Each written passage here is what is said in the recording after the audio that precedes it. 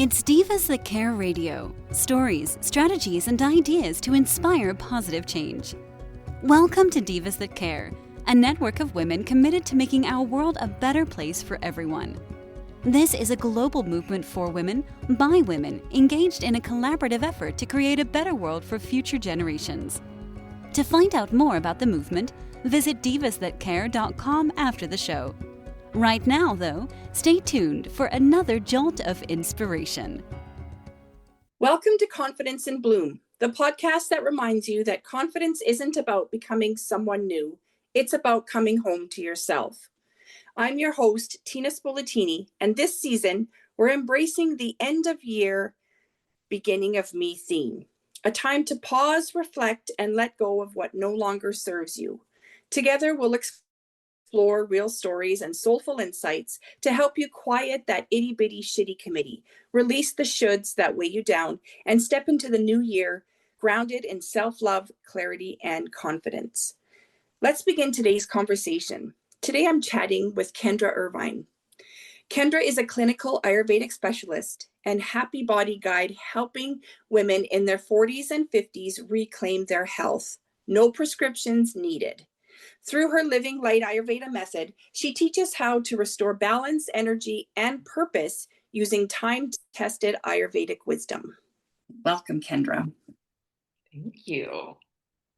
I'm so excited. You and I have had many chats over the last, I think it's been about 5 years that we've known each other. And I know that we have the tendency of going down many rabbit hills at many times, right? I can ask one question and somehow we can go down many different tunnels. And so we're gonna attempt this to stick to plan. Reel it in, right? Yeah, exactly. Okay, so my first question for you is, what does it look like in your practice? How does Ayurveda fill the gap that modern medicine often leaves for women in midlife? Well, when it comes to Ayurveda filling the gap, there really isn't any gaps to be filled. The gaps have really been something that has been established by the modern medical system, as it were. And I know something that I'm going to say might be controversial, and maybe there may be people that disagree with that. However, if we look at the origins of Ayurveda, it really is the oldest text that ever existed on this planet come from Ayurveda. So when it comes to modern medicine, there are a lot of gaps and a lot of holes because it doesn't address the root cause. So that's one of the tenets of Ayurveda, is looking at not what the Band-Aid solution is and providing more reactive care to a symptom and treating the symptom. It's looking at what the cause of that is and tracing it back to its root origin. So if we're talking about filling gaps, it's more so going back to the start of how a symptom or a disharmony in someone's body began, and looking at treating that with natural approaches and looking at the laws of nature. Cool. Now I know many women in their 40s and 50s, we're talking perimenopause, menopause. Yeah. I'm wondering, when you say you're going back to root cause, I mean, we all know, like, when we, become women, right, that is going to disappear, right? We all know that menopause at some point is going to happen. When you say root cause, are we going back to when we were 14 and became women? Or is it something like, are the menopause symptoms that we're feeling, or perimenopause symptoms, I don't even know what the proper, title of them are. Is that something that we are, like, I don't want to say ignoring, but are we dealing with them in the incorrect way if in Ayurveda, or, right? Like, do you understand what I'm saying? Like, are we dealing with the wrong issues, I guess is my question. Well, there's a few ways that you could answer that. When it comes to dealing with the wrong issues, I think it mostly has a lot to do with giving the individual blanket advice. So saying that your experience of menopause is going to be the weight gain, it's going to be the mood swings, it's going to be the Hot flashes, that's a big, trait or symptom that occurs with the process of menopause. And we'll call it menopause just for the sake of argument. Menopause can be made worse or better based on your lifestyle. So it's not a dis-ease. A lot of marketing material makes it sound like it's a disorder that women go through. It's not, it's a natural process. So we first go through menarche, which is our menstruation when we bleed and all that stuff, and go through the cycles. And then when menopause happens, is basically you start to see the symptoms happen gradually over time. And I call this stages when our bodies start sputtering out, right? And so our periods start to change, the length of them, the consistency. We start to notice all sorts of symptoms occur. And that can happen in early onset, in women's 20s and 30s even. I've heard of cases where that's their experience. But the symptoms that women experience are actually more imbalanced, and they're more severe if they've already been living a life up until this point out of balance and not in alignment with what their natural constitution is. So where Ayurveda comes in, for those who don't know what it is Ayurveda is life science. So it really looks at how to work with the workhorses, the doshas, Vata, Pitta, and Kapha. So each one of us has a different constitution that we're born with. And if we're doing things in our lifetime that create imbalances, we oftentimes don't even know that's the case. And we've developed these habits or this particular lifestyle that we've been living in this constant state of disharmony. And when we notice that our digestion is off, we're not sleeping properly, our energy's off, we're gaining weight, we're losing weight, all these sort of fluctuations keep happening as a result of living out of harmony with what your natural constitution is. With the process of Ayurveda, it clears that up. It tells us, what's your constitution? Are you more Vata? Are you more Pitta? More Kapha? What does that mean in English terms? Are you more, if we look at the 5 basic building blocks of all creation, we have air, ether, fire, water, and earth. So if you're more of a Vata type, you're more air and ether. If you're more Pitta type, you're fire and a little bit of water. And if you're Kapha, you're earth and water. So each one of those constitutions, if they're doing things in terms of their lifestyle that are imbalancing to them, say the fire types are eating lots of spicy foods, those two will create further imbalances. So if we live our life in a constant, ebb and flow of imbalance, what happens as we start to move into our 40s and 50s and we start to experience menopause symptoms, they can become more severe because of the life that we led up until that point. Getting sick, getting better, getting sick, getting better. And what Ayurveda does is it helps to smooth out that transition so you reduce or remove the disharmonies as a whole. And then the symptoms that we experience when our bodies are changing and moving into that different phase of life are either non-existent or they're significantly reduced for each one of the body types.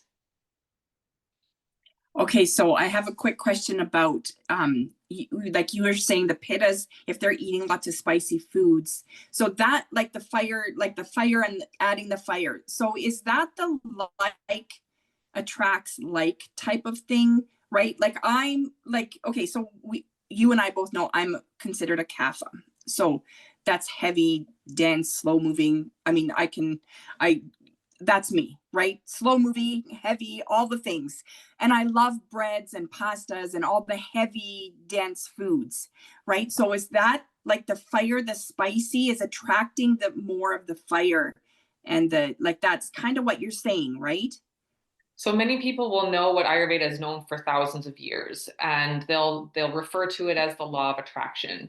So what you say is correct in terms of the different quality types. You mentioned like Kapha being more heavy, dense, and not very mobile, and also tends to attract things that are similar qualities in their life, even the things that they like enjoy, for example, heavy, dense, and very like cloudy, thick kinds of foods.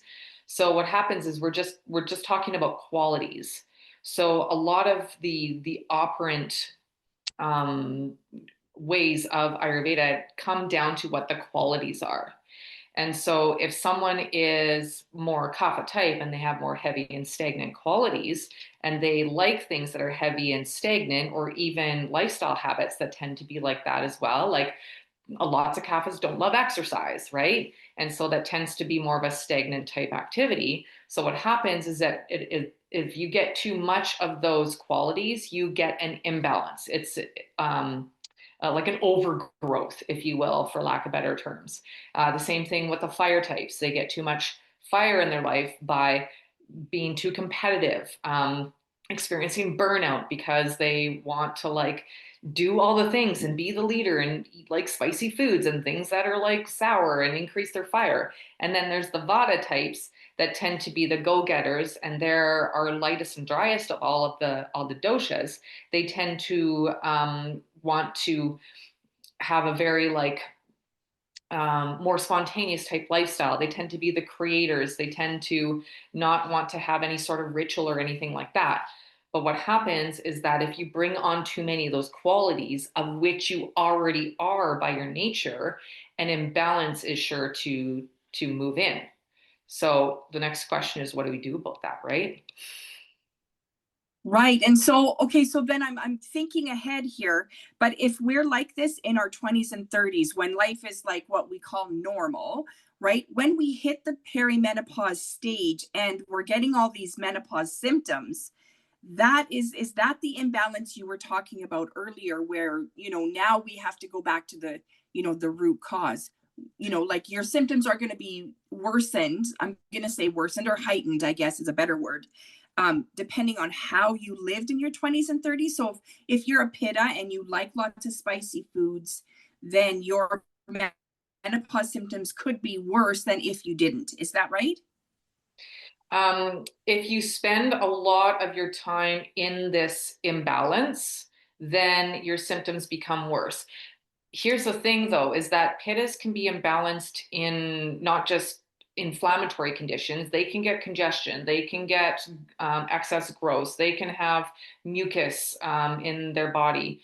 They can also, suffer from anxiety and overwhelm, which are not pitta conditions. Those are more vata conditions. So as a result of the way that we choose to live our lifestyle, if it's imbalanced and it's creating issues via symptoms, or what we call rupa in Ayurveda, it doesn't matter if you're pitta. A pitta is not going to be subject to increased menopause symptoms because they've done too many pitta things, or they've lived in excess of pitta. They can get those symptoms regardless. Like if they've experienced a lifetime of anxiety and they haven't processed a lot of their emotions, or they haven't changed anything about their digestion, they can still experience symptoms of menopause that are the same, if not greater, when they come to that phase of their life. Okay, so like everything, right? It could affect them, it could not, right? Like it's not, and I know menopause, I mean, menopause is the big talk with women between, 40 and 50. I get that. Like that's not the only symptom we're having. And the thing is, I'm starting to realize that, all the symptoms are the same, right? Like every disease seems to start with, the same kind of symptoms, the brain fog, the lack of energy, the gut issues. Like it's all kind of the same, right? And so I know, like with Ayurveda, I mean, I think it's almost impossible to follow this Ayurveda. Like I've been trying it for 5 years, right? There's always that slide, right? And you know this. I mean, you're teaching me, right? You're teaching me how to do this, right? But it's impossible, right? In our world, it is impossible to follow it 100%. Do you Yeah. agree with that? Yeah, because in the Western world, we've become so acclimated to a certain system that has actually not been in our best interest. So, without going down that rabbit hole, the way we're intentioned on living our lives is living to our true potential. So what that means is that we are supposed to be living freer than we are. However, if we have a system that does not support the free and sovereign individual, then everything that we put in place to be able to create the most harmonious bodies possible is it requires a lot of extra work because we live in a system that is not conducive and not natural to our to what nature has designed for us. It completely undermines what our rhythms are. And so many people are living out of alignment. In fact, I would argue just about everyone is, as a result of the system that was created based on um, based on order, based on creating, you know, I'm losing the words right now, but it's not designed for the individual to be able to come into their fullest versions of themselves, because if they did, then that person could not be controlled, and then the system that has been developed based on profit would lose their profit. Right? So you have to look at this, and some of it you may not like what you come to when you start doing the deep digging. But in order to be able to live our potential, um, it requires a little bit of rebellion and revolution on our part. That's like, are we going to keep living the way that we are if it's conducive to all the imbalances that we're experiencing in our guts, in our minds, in our nervous system, and all that? Or is it a matter of bringing in the habits and the tools that we need to live as peacefully as possible, and really take a hard look at how do I want to live the rest of my life, based on what the system says I should do or based on what is actually good for my body. And oftentimes what we find is that what's good for my body is not good for the system. The system Right. Yeah. doesn't care about that, right? But I have to care enough about my body to say, I'm actually going to start making decisions that are good for me, not based on what someone else tells me I need to do for my body. Right, right. And I mean, when we hear that, we think, I mean, there's so many different things that qualifies under, but I mean, diet culture is top of that list for me, right? We're all like, this is how you lose weight. This is how you feel better. And really, I mean, every single person is different, right? Yeah. Like I have this argument with my son all the time that, Mom, all you need to do is cut calories and move more. Well, no, it doesn't work like that, right? Like sometimes I can lose weight without moving more.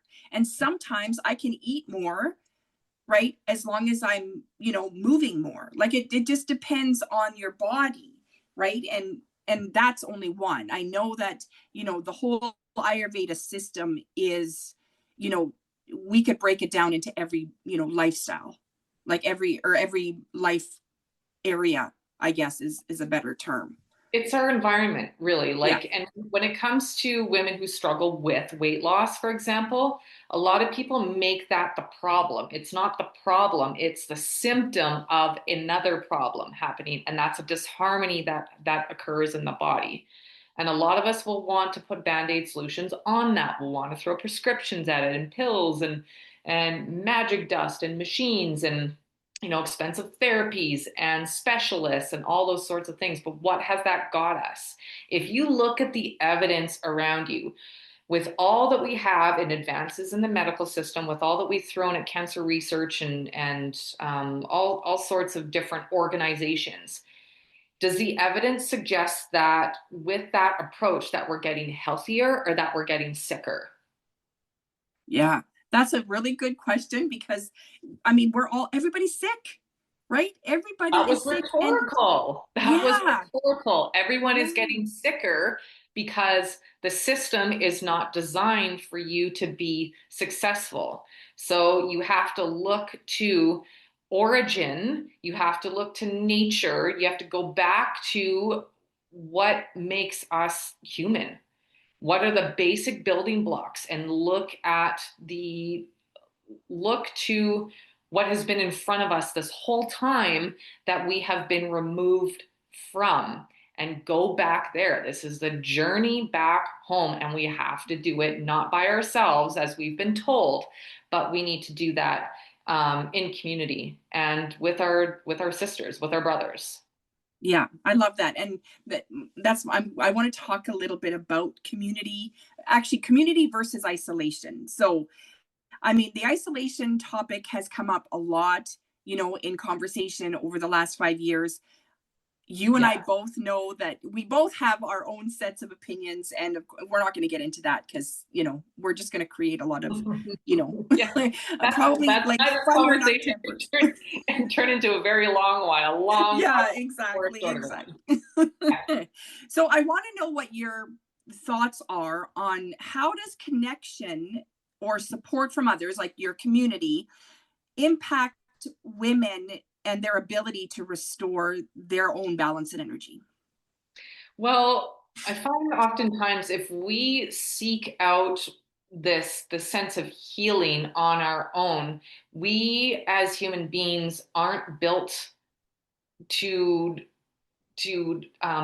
grow and become harmonized all on our own. If that were the case, there would be one person living on this planet, right? We are designed to live in cooperation for one another for the evolution and growth of not only our species, but all living things on this planet.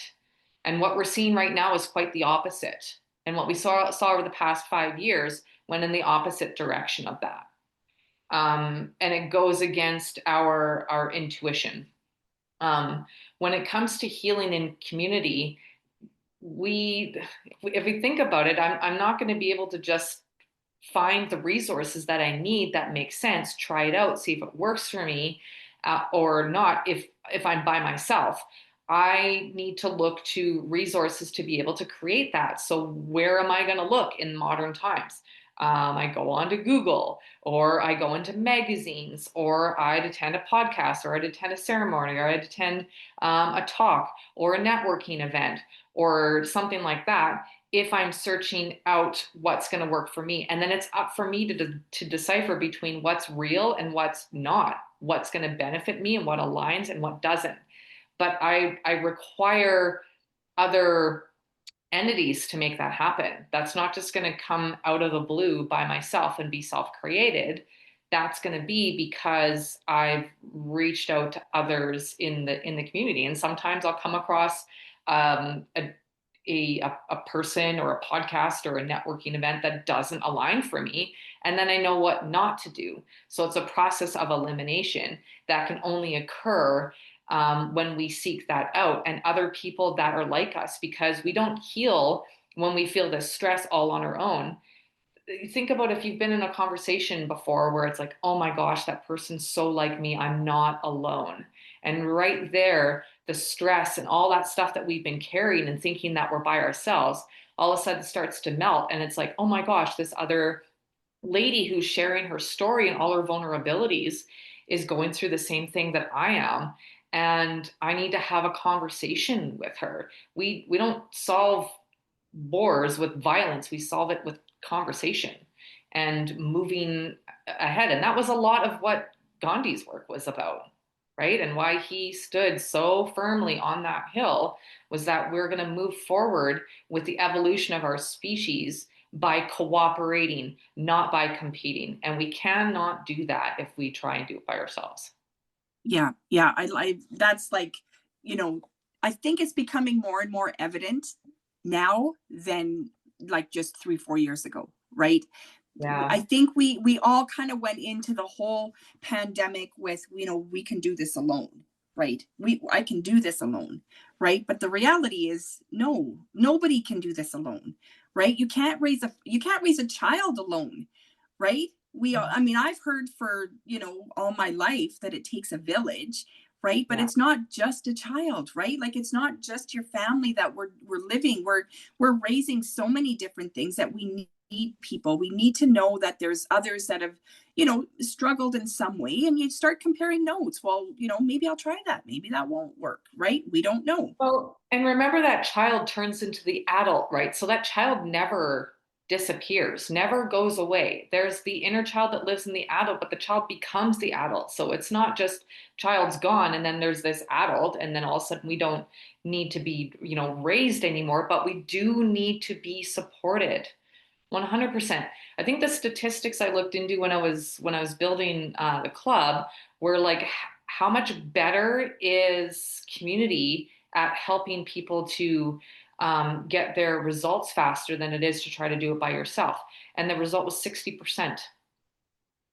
Wow. We are that much more likely. Well, and so when you say community, like, yeah, of course. Good and community. So is that more like, yeah. And we're going to talk about your community for sure. But I'm wondering, like when you say that 60%, what does that really include? That's not necessarily like, I'm going to hire this coach to help me through this. It's more about, having, discussions with one or more people. And we're talking about, this is what I'm going through, right? This is what you've gone through. How did you handle it? How, do you have ways for me to handle it? Or you kind of sit around and you have a glass of wine and you joke around about it, right? Sure. It just relieves a little bit of that stress, right? Is that kind of what you would say the community is beneficial for? Well, I mean, it's not just resources from a founder, a leader, or like an Ayurvedic specialist such as myself. That's not the main reason people join community, whether it's online or offline. It's a sense of that camaraderie. The number one thing people say that's most important to them in their lives is their family, not my money, not whatever reason, not athletic ability or anything like that. It's my family. And it's because I feel a certain way when I'm around them. So people don't care about any of that other stuff. They care about how they feel when they're in the presence of other people. And so we have an energetic field. We can tell if someone is generally not going to be good for our energy or not. And that extends, I think, about 6 feet from our bodies. So one of the reasons why people enjoy getting together more so than they do online. And I heard that so much throughout the pandemic, about like, I want to do this online thing because it's the closest thing I can get, because they're basically getting us into trouble if we try and gather together. But I am zoomed out. And that's because there's an energetic field that is felt when you're in the presence of someone else. And so intuitively, your body can pick up on that so much better when you've cut away a lot of the fluff, all the things that are ailing you. You're not even thinking about personal growth or anything like that.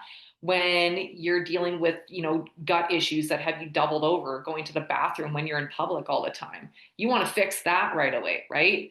But how do you come to that knowledge? How do you come to those conclusions? Because you're putting yourself in situations where that are social and you're amongst other people, because we learn not necessarily by the words that people say, but how we feel when we're around them. So, and they don't have to even say anything. They just are. They have that initial energy that makes us say, hey, I want some of that for me. How do I connect with that? And that connection is important. Wow. Yeah. So that can come from fellow students, or that can come from a leader or a specialist or whatever it is. And I find more than anything, I've been a part of groups myself. I've attended meetings, I've hired coaches, I've done all that stuff. And in many cases, I've learned so much from the other students that are in the class. Sometimes what they say stands out more than the education that I'm receiving from the teacher at the time. Yeah. And I'm sure, I think most people can relate with that. I know myself, that's totally how I've learned in the past. Not 100% for sure, but majority of what I'm learning is like, oh, she gets it that way. Like, I understand it the way she worded it, even though the teacher or instructor just said the exact same thing, right? That's kind of how Yeah. Yeah. And I'm a people person. The more people I have in the room with me, the better I feel, the better my energy gets. So I can relate with that. So in a world now that glorifies hustle, I mean, that's the system we're in. Yeah. You teach that slowing down can actually lead to more sustainable results. Yeah. How do you help women make that mental and physical shift without feeling like they're falling behind? In incremental steps. So you can't put out a fire with fire, right? So if I say, "Oh, like my method is so much better, you should follow it," and everything, and then I give them a whole bunch of homework or recommendations to do, that's really just giving them the same sort of medicine that I'm telling them to not to not go after anymore. So when we say in incremental steps, I think we're used to instant gratification, and that has been conditioned in us over a number of years. This is a slow burn, if you will, right? So we have become conditioned to expect things as soon as possible. I can literally pick up my phone and do my banking and order pad thai in less than like a minute now, if I wanted to. Whereas before the advent of cell phones and things like that, I'd literally have to get in my vehicle, go to the bank, take the money out, go to a restaurant, order pad thai, get that, and that would have taken me what, like 2 hours? And we can do it in less than a minute. So what we're talking about right now really is the third cause of disease. In Ayurveda, we call it parinama, and that really, in a matter of words, is the speeding up of time. And so the faster that we're going is actually the faster that we let me put this another way. We decay at a faster pace because we're speeding up. Our body gets older faster. We're literally speeding up time. So when we talk about slowing down to more effectively heal our bodies do not heal in a state of fight or flight. And so when we're constantly hurried and we're walking around and we're eating our dinner and we're just shoveling it into our mouths because we got to get to the next thing, we're doing that in a fight or flight scenario. So our bodies aren't going to do anything with what we're consuming, even if what we're eating is a kale salad, right? It's supposedly supposed to be healthy for people. It's not for all body types, by the way. But if we're doing that in a state where we're in fight or flight, that healing does not occur. That healing gets put on hold, like it does when we just throw pills at it, for example. And we basically stall the natural healing process that was already coming down the pipe for us when we were starting to experience that imbalance. So the faster that we try to speed everything up actually undermines nature's intelligence. If you look at a tree that's just been marked up or scarred, or someone took an axe to it, the tree's natural process is it doesn't put gauze around it right away. That's not its process. What it does is it starts to create it bleeds too, but it takes a while, and that blood is sap, and the sap eventually overcomes that fresh wound from the axe. And that takes time for that to happen because nothing's intervened with it. The body will heal and eventually become stronger as a result if we honor it, listen to it, and first pick up on the symptoms that often actually come through our emotions before they show up in the physical body. So if we ignore that in favor of what we need to do next, where we're taking the kids, the activities, the to-do lists and everything like that, that actually impedes healing. It slows it down. So when I say in incremental steps, it's sometimes a big ask for people that have been conditioned to think that everything needs to happen right here, right now, instantaneously. And especially for our Vata types that are more built for speed and moving around all the time. That can be especially challenging for them. So the answer is in slowing down to improve our body's capacity to heal long term, not just heal for a little bit and then we get sick again, or we get injured because we aren't getting sleep because we haven't looked at the root cause, right? But it's going to require a slow down process and for us to come to terms with what is actually important. What are my foundational needs and how do I honor them? And how do I make that a non-negotiable and protect the foundational needs that keep my body from getting out of balance in the first place? So like you make it sound very simple, right? Like it sounds like, have a little bit of patience. Life will, it'll eventually just kind of fall into place. But that's not the reality, right? Like, I mean, it is the reality, but like you said, we're also conditioned to, I want an answer, I want a solution, and I want it right now, right? And that is sometimes the magic pill, right? Yeah. Like sometimes it's like, just give me a pill, just give me, give me the secret, right? Yeah. So that tomorrow I'll feel better or I'll look better and I can move on. Yeah. Yeah. So what So, happens to a person in that process then is, I'll just add on to this, is that we automatically, the next step is the definition of insanity. So if we haven't come to terms with, I want this, I want a pill to solve this, and I want it right now. And you're right, it isn't a reality for a lot of people. But then what happens is they end up moving down another vicious cycle. Is they want it solved right away. So they keep doing what they did before because they were conditioned to do that, only to find themselves spinning their wheels. Because if it's working for you, keep doing it. If you're healing, keep doing it. But if it's not getting you the results that you want, and now you've got this other disharmony happening and another disharmony because you've solved it with a pill, that's because you haven't healed the root cause. And that requires a shift in our paradigm. It requires a big change in that aspect. And a lot of people say, "Oh, I fear change." Well, your body is always changing. That's what it does. What's happening is, I think because we've bought into this conditioning that, if I can't heal it right away, then it's not working, right? And that's not the case. Look to nature and how nature heals, and that's where your answers are, and they always have been. yeah. Yeah. It's not in a pill of any kind, right? I mean, some of us need it. Like, I mean, I know my dad had heart surgery. He has to take heart medication, right? But he probably doesn't.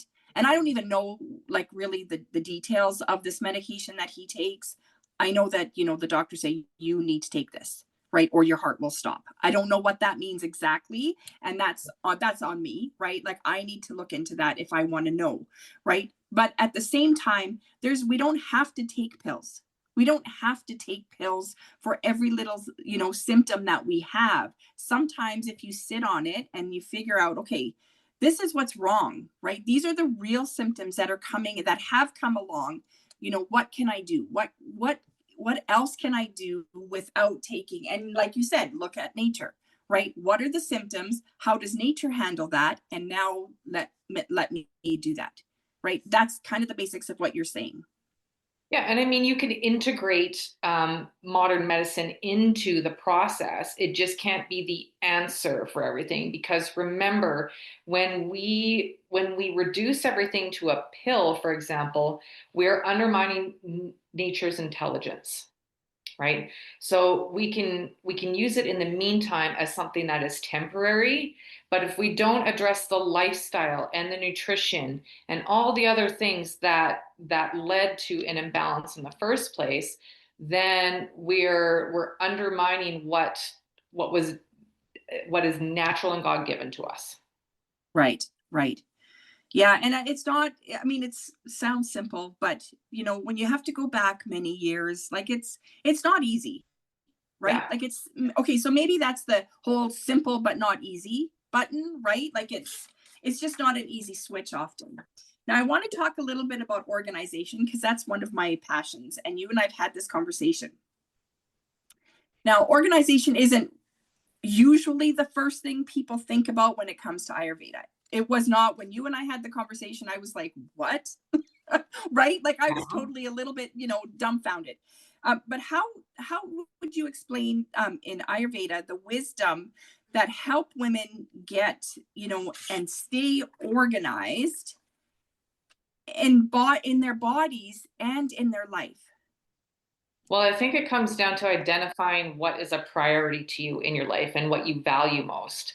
Because when we live out of alignment with what we value, that's when we become disorganized and unhappy.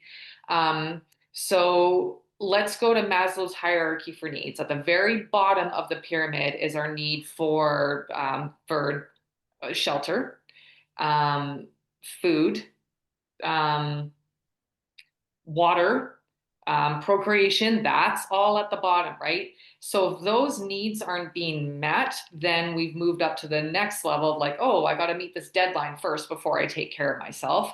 What happens is then you've skipped the very foundation of what keeps you in a harmonic or harmonious state of being.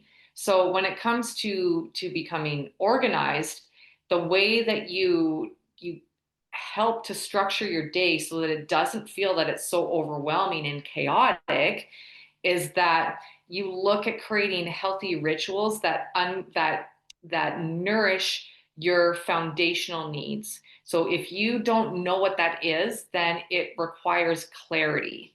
Um, so and identifying, what is most important to me to keep me whole so that I can show up 100% of of me rather than giving 50% because I've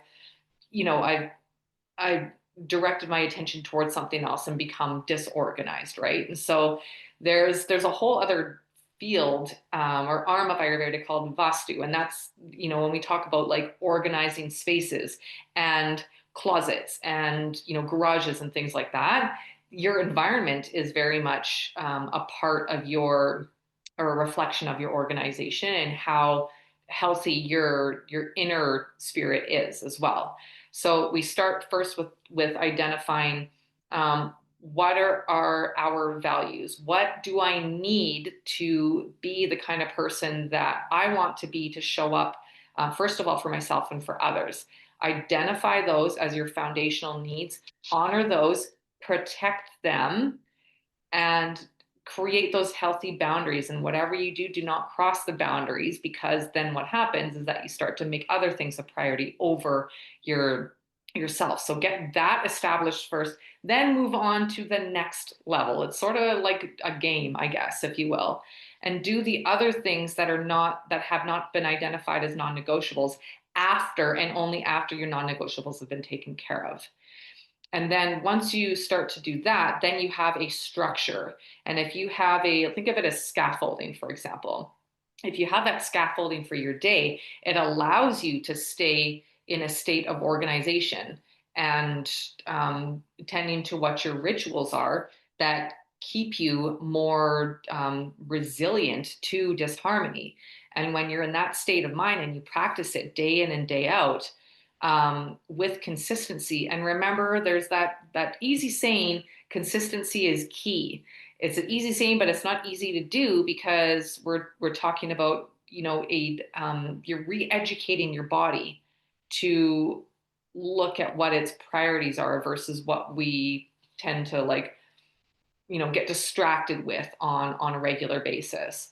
So in terms of us being able to keep well organized, and Pitta types are awesome at this. Our fire and water types, that's their one of their natural go-tos is they love their to-do lists. They love goals. They love checking off items on the list type thing. So they're really good resources to get support from when you're looking to become organized yourself, especially if you're more a Vata type, who tend to be more disorganized when they're out of balance. And especially if you're Kapha type too, where you have an idea in mind, but you have a hard time getting to that and the motivation isn't quite there and you need that little bit extra fire or push. Yeah. Turn to the different doshas for that. But organization is something that comes naturally when you honor your foundational needs first. Yeah, I love it. And I know when you and I had the conversation the first time, I remember thinking, why is she telling me to organize? How is that going to help me get energy? Right? I remember thinking that and I'm thinking, what the hell? But when I did it, like when you gave me the job, the little chore, and you said, I want to see pictures before and after, I was like, this woman is crazy, but okay, I'll do what I got to do. Right. And after, like, so when I took the before picture, I was like still thinking like this, like you were crazy, right? I'll be honest, right? But as I was doing the project, and the project wasn't big because I like to keep my things organized, but as I was doing it, I started to feel better, right? I started to feel better about my environment, about myself, about how I was actually like disciplined to do the, the recommendation that you gave me, right? And then I saw like how it was a ripple effect, how it kind of like, it slipped into all the different areas of my life without even really putting any thought into it. It was like, it made me feel better, so I'm going to do it again. Yeah. Yeah. Did that mean that you were, I say this all the time. You guys walk right into this one. Did that mean that you were living light? Yeah. Right. And I guess, I mean, and I think, when you really start to think about the little things that you do in your day, right, that is what creates that harmony that we are all looking for. You're practicing it. You're Yeah. living it. You're creating that consistency. And it's not a magic exercise that you do or a magic food that comes along because everyone's looking for that and the superfoods and all that kind of stuff. It's the consistency in how you choose to live according to what you say are your most important values, right? How we do one thing is how we do all things. So that practice of organizing, I think it was your pantry at the time, the practice of Yeah. organizing your pantry is more to do with the practice itself as opposed to having a clean pantry. Because you practice that and you actually live it and you start to embody that, then you carry that knowledge that you just gleaned for yourself, and then you can apply it to how you would create a peaceful and organized and lighter day for yourself as well. So Yeah. that's it's the training grounds, my friend. Yeah, absolutely. Absolutely. Okay. Now I want to know, for just in general, our listeners, what are some simple daily practices that they can begin today to start feeling a little bit lighter and more aligned?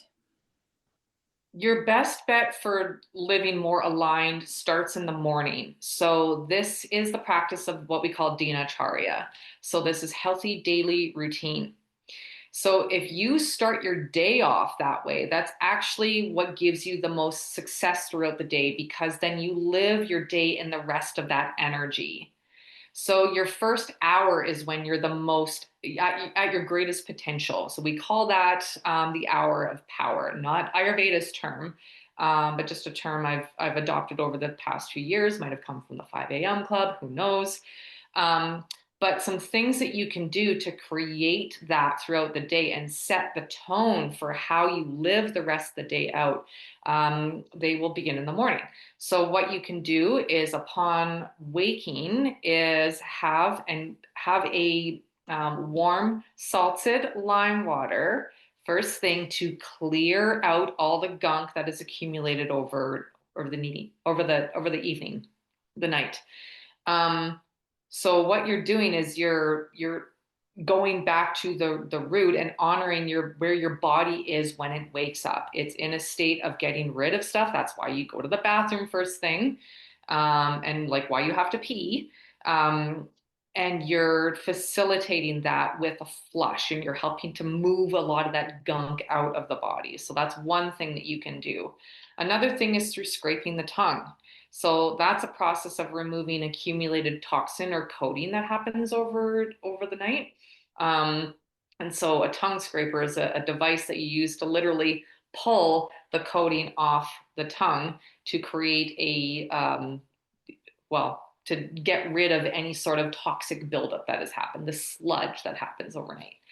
And then another thing that you can do is, in terms of starting your day with intention, is really to set the tone for the day. So that's moving your body, and because it lays all night long. It sort of sits in that energy. So you move it and you start to like fire it back up again because it's slower moving in the morning, as we all know. All the doshas know that.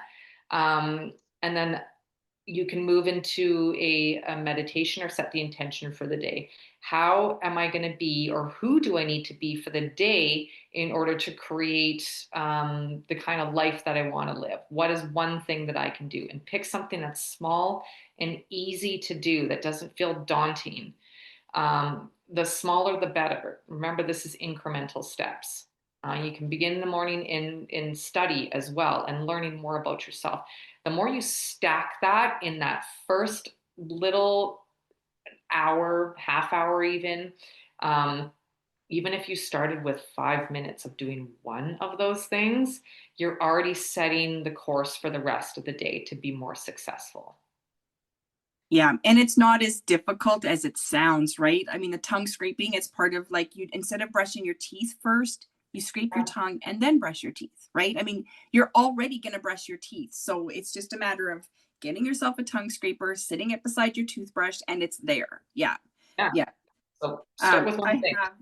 I do have two more questions. The first one I'm going to ask you is, how does reclaiming physical balance open the door to emotional and spiritual clarity? Can you reword that? Physical balance? Like, what do you mean by that? Like actual, like. So I'm gonna say, like, okay, so that means like the way I feel in my physical body, right? What I'm feeling when I want to feel more balanced, right? How will that open the door to feeling more emotionally balanced as well as spiritually, or So, understanding what I'm feeling emotionally and spiritually? so to recognize balance is almost romanticized. When we look at how you create homeostasis in the body, which is the nerdy term for basically saying balance or more harmony. The terms that we use in Ayurveda is either you're harmonious or disharmonious. So when you make choices that create disharmony, then that creates disharmony physically and emotionally within the body. Um, but you can ask yourself the question, is what I'm about to eat going to bring me more harmony or less harmony? It's one or the other. There's no gray area, right? And so you start asking yourself those questions, or how I'm behaving in the next moment in response to my, erratic child. Is it going to create more harmony or less harmony? And then your choices will ultimately reveal what your results are, right? So if you choose the less harmonious one, then you're going to get less harmony, which will also impact us emotionally. You can't really separate the two because they are a template for one and the other. So if you're disharmonious in your emotions, it's going to show up in your body in symptoms, and it sort of works in that order. So to create that sense of balance, and we'll say harmony in this case, it's every decision that you make, ask yourself, is it bringing me closer to who I'm becoming and harmony, or is it a disharmonious decision? And then go from there and work your way down the algorithm and start practicing. Remember, none of us are experts at being humans. This is a giant school, and we are students. And so every day, you as a parent, or a woman going through the different phases of your life, and you're in menopause, for example, those questions that we ask ourselves never stop. We just get better at answering them all the time, because it goes from a space of logic choices now to second nature. And then once we've got that established, then it makes us, it gives us the capacity to reach higher versions of ourselves, which help keep us from going out of balance physically and emotionally. Yeah. Yeah. You know what's going through my mind right now is, Kendra, don't take away chocolate, right? I mean, that's what's going through my mind. I love chocolate, right? I mean, we've had this discussion over like too many times, I'm going to say. But, and that's part of it, right? Like, there you see this chocolate bar, and Halloween just finished. We know that, the chocolates were out there. We all indulge, probably way too much. But that is the question that we need to be asking ourselves. Okay, do we really want that chocolate? Yes, my mouth wants the chocolate. My, maybe even my physical body wants the chocolate, but is it really what my body needs? right? And I think that's kind of the question that you were sort of hinting at. Like, is this going to bring me harmony or disharmony? Yeah, it's going to bring joy to my mouth, right? For the next minute, maybe 2 minutes. And then what? Right? Then, my ass is going to be bigger. I might get a headache. I might feel, really tired tomorrow. Like, when we look at the whole picture, right? 2 minutes, is it worth the 2 minutes? There is no failure if you learn from it, right? So even if you picked up that tiny little bite-sized mini coffee crisp that came to your house somehow, or that was left over because the trick-or-treaters didn't come and pick it up, and you have it anyway, but you know that it's going to create disharmony, if you can create a learning moment from that, it's not lost. You're still moving in the right direction, because what have you done? You've all of a sudden become more conscious of the choices that you're making. Whereas a year before, the Halloween before, without that knowledge, you might have just unconsciously ate it and then been like, oh my God, I'm surrounded by coffee crisp wrappers. What the hell have I done? Right? Well, I still do Now, that, but yeah. So now it's all about making these choices in more of a conscious framework and being accountable for the choices that we're making. Right. And okay, so I had that little mini coffee crisp, but like at the end of the day, this isn't making excuses. But like if I had a full size coffee crisp and the mini one, and I chose the mini one instead, I'm already making a step in the right direction, because I know they're both disharmonious, because what's in them is garbage. It's not nutrition. There's no life force in those foods. However, there's a lesson in that mini coffee crisp right there. And if we choose to ignore it, then we will be called to account again to relearn that lesson until we get it. Right. Right. Yeah.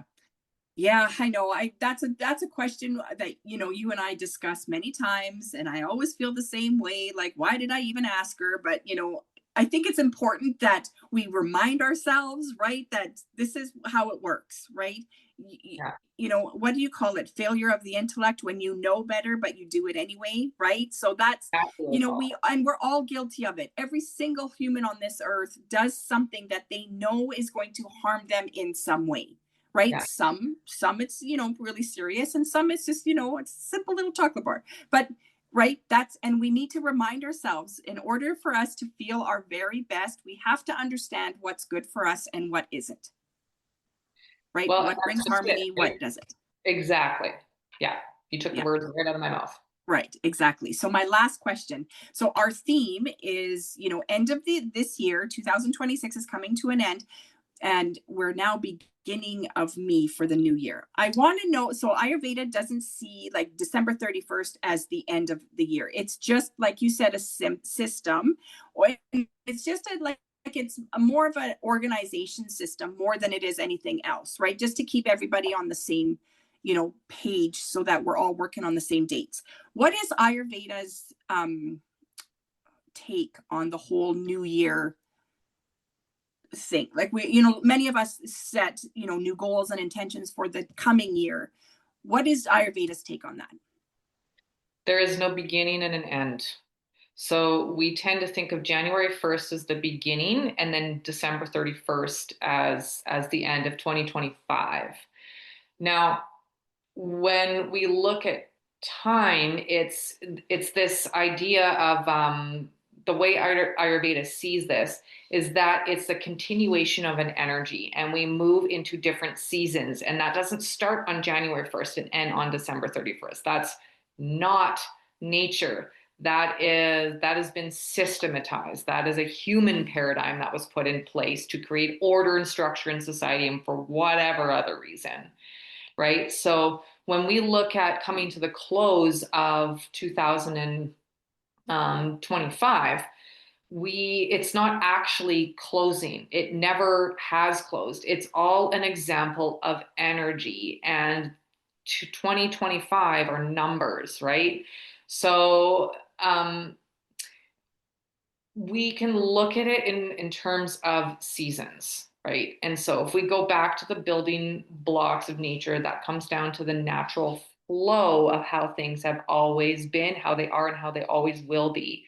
And nature will always win, right? And the wisdom of nature will win.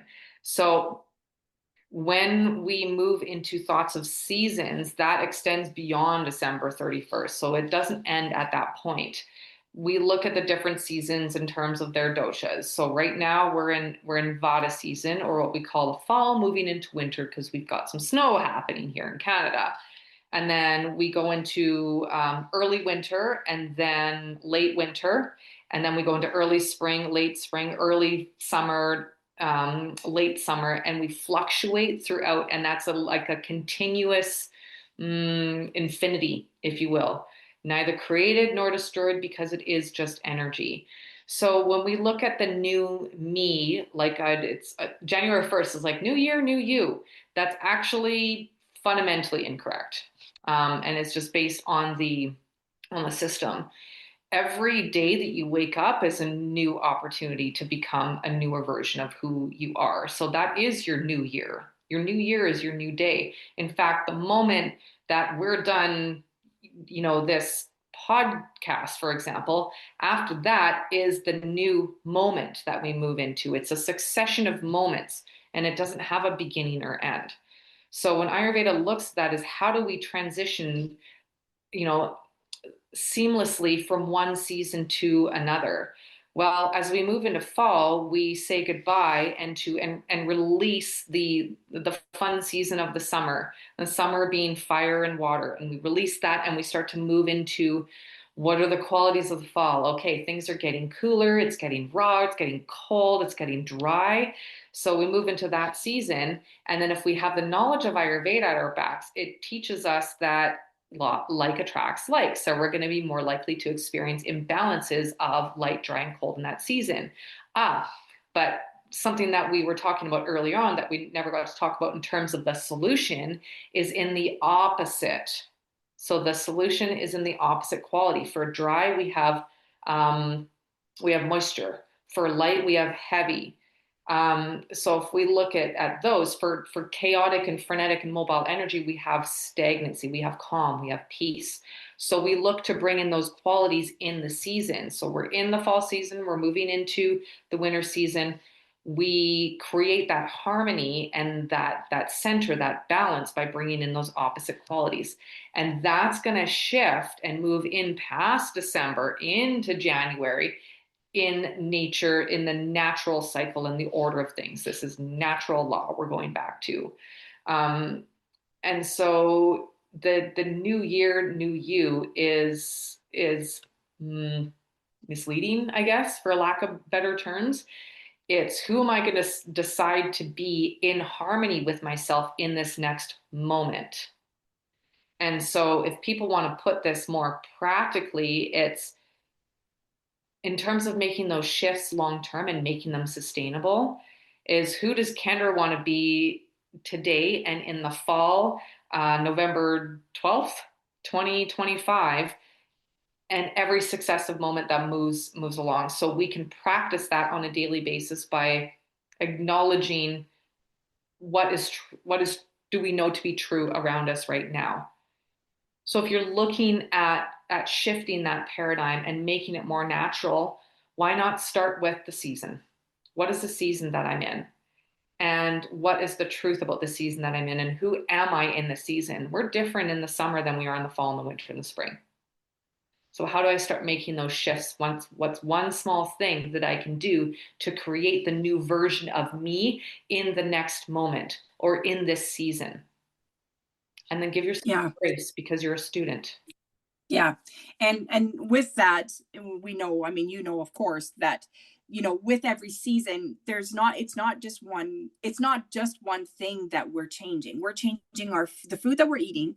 We're changing the activities that we're doing, right? And it's learning all this stuff. Like, you're not going to do it all at once. You're going to do it slowly, right? And if it's one thing at a time, right, then it might be one food and it might be one activity. It might, like that's, I mean, I love all this stuff. I love learning all this stuff because it's just so, I mean, it's real, but it's also like you can't unknow what you know. Yeah. Right. We follow the system, but when we learn all this stuff, we're like, how did we not know this? Right. Like, it's kind of right there in front of us. right? And we have been so trained, like you said, to almost ignore that. Yeah, it's moving from unconscious conditioning to now I'm taking accountability for my experience and I'm creating my reality in a consciousness, not an unconscious teaching from some system that is outdated and not working for us at all as a species, right? So in order Yeah. to be able to do that, we have to be at a point where we're ready to take accountability and we're ready to commit to ourselves. And when we come to that point, that's when we'll be able to really experience the fruits of of what we're of the choices that we're making every single day. Right. I love it. I love it. Well, I want all of our listeners, and I want really everybody I know to come work with you. I want you to share with us, you have a membership, you have the Happy Body Club, right? I want you to explain that a little bit, and any offers that you have that you can offer to our listeners. Okay, so I recently started a membership. I've been at this for 10 years now. Living Light Ayurveda just celebrated its 10-year anniversary. And in the past year, I came to a realization that I think in order to be able to reach more people and serve more people was through community and through group coaching, as opposed to the one-on-one work I was doing with individuals, which is how I met you. So I started the Happy Body Club. And that came from a series of different events that I was doing, retreats and master classes and even summit under the same name, that I'm like, what do people want more of? A happy body. How do we get it in community? And with other people that want similar things for their body. They want to live lighter. They want to be free, sovereign beings that are healing themselves. So really, there's lots of wonderful features to the club that help facilitate that. But more than anything, the benefits of being in a community are not only to have exclusive resources that you wouldn't get, but it also eliminates a lot of the confusion of where you might be putting a bunch of information together from Facebook and from Google and from podcasts and things like that. Whereas this community serves to offer the resources for you to be able to curate it and make it make sense for you, rather than take blanket resources and try and piece it together without even knowing how to do that. So it's nice in that respect. Also that you're held to account as well, because there's other members that are either like they're experiencing their own successes and their own challenges. And when you're part of a community, you're by default asked to step up to the plate and become more accountable for your health.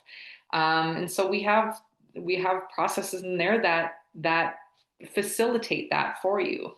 And I think just being able to practice that on a regular basis and having that access 24/7 through membership is a tool that not many know even exists, right? And so so with this membership and being able to heal in a group and do live classes together as well, that's humongous, because we can offer our perspective as fellow students, and then I can offer guidance as the teacher, and so we're always learning, but making things make sense for us and taking what is most valuable for us out of that based on that experience and based on how we feel around other members as well. Cool that we have access to like food and eating, resources there too. We've got an online cooking class that we do once a month, which again creates another level of experience and adds a lot more value. To the experience, rather than just going on Pinterest and finding an Ayurvedic recipe, we can figure out ways to apply it as well.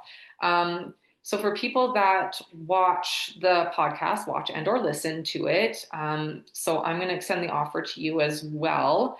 It's a 3 months at $10 off our very affordable rate. It's $49 a month. But for you, if you're listening to this podcast, there is a link and a code that will be put in the show notes for you to be able to enjoy it at a gift of $10 off for the next 3 months of membership. Something tells me that you may want to be a part of it for a little bit longer, but we'll just start with that, right? Yeah, so that's one of my offers, and I believe one of the other offers is you'll see that in the show notes as well. But if you're looking at getting clarity, start with an assessment. That's what we do, and then that's how we figure out what your body types are, which leads to your capacity to live in better harmony. I love it. Thank you so much. Like I said, I want all our listeners to reach out to you, because I think I have learned so much about my body. And, I'll be honest, I think a little bit more about nature, right? And how it relates to what my body is doing. The last 5 years has been completely eye-opening for me as far as my own health, right? And I want everyone to experience that. I want people to realize that, it's all within us. We just have to be open to learning it and realizing it. And of course, with your help, because you have such an awesome way of explaining everything. You and I are always, okay, we need to cut this short. We've been chatting for a really long time now. So yeah. I love talking with you. So it doesn't matter. But thank you so much for joining me today. It's been my pleasure. Couldn't think of a better way to spend an hour in great conversation with you. Oh, thank you. Thank you so much. Thank you so much for joining me and Kendra today. Confidence in Bloom is definitely something that I am truly enjoying. I hope today's conversation reminded you that you're not alone on this journey, and that your confidence grows every time you tell that itty bitty shitty committee to hush. If you're ready to take this even deeper, I'd love to invite you to the Bloom Room, a nurturing community where women come together to release self-doubt, reconnect with themselves, and bloom into the truest version of who they're meant to be. Until next time, remember, confidence isn't something you find, it's something that blooms from within. Thanks for listening. This show was brought to you by Divas That Care. Connect with us on Facebook, on Instagram, and of course on divasthatcare.com, where you can subscribe to our newsletter so you don't miss a thing.